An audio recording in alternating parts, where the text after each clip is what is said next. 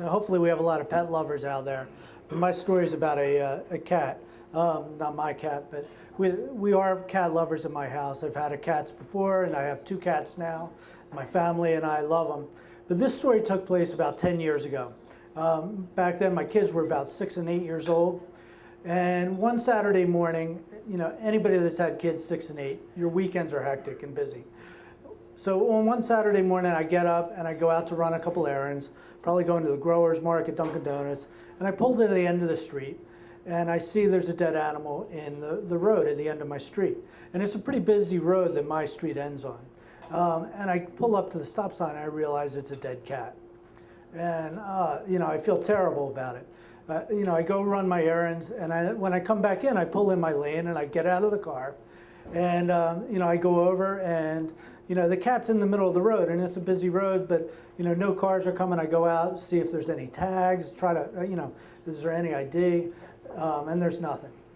So I go home, you know, I forget about it, actually. You know, we get the kids ready for baseball, and we're pulling out, and my son notices it. He's like, "Daddy, what's that?" And, you know, it's a dead cat. And so we go to baseball, we come back, and you know, the kids start talking about it. What's the cat's name?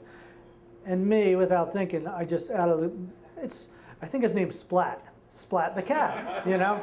And of course my wife's like, you know, cut it out, that's terrible, you know, what are you thinking? You know, but I am a cat lover.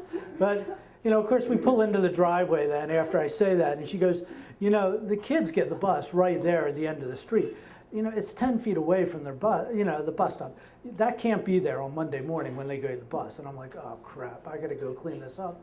I'm like, well, let's wait and see. Hopefully the owner's gonna, you know, come see. But I knew that the cat was not anybody in our neighborhood. There's only like 5 or 6 houses in my neighborhood, but across the way is like a townhouse development with 100 townhouses. And I'm thinking, you know, the cat must have strayed from over there. So, you know, we've got a busy weekend, and, you know, Sunday afternoon we pull in and I realize the cat's still there. So, you know, I've got to get rid of it.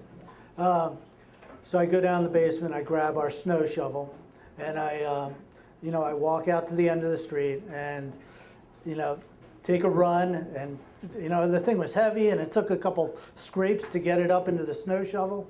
And on the other side of the road is a big embankment, like 10 feet high. So I'm just going to take it and, you know, whiz it back into the weeds there, you know. And, you know, I feel bad, but I don't know who the owner is, and, you know, I just have to get out of the way. All the neighborhood kids are going to be there the next morning.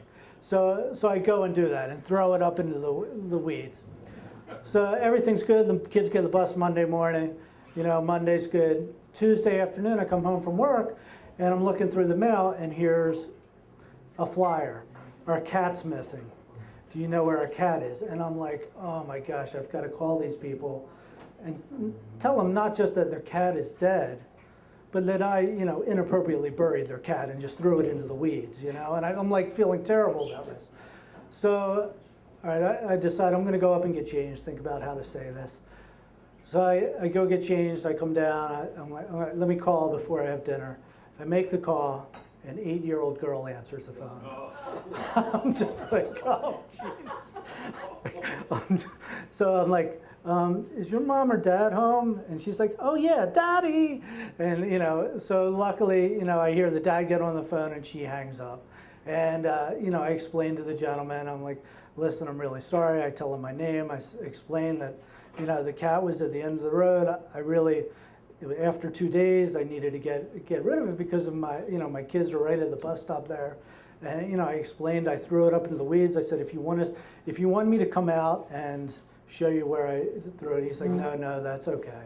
So, you know, he was very nice and thankful that I called. And, you know, but as we hung up the phone, I just realized he was going to be turning around and telling his 8-year-old girl that her cat had gone to heaven. So that's my story. Love hurts.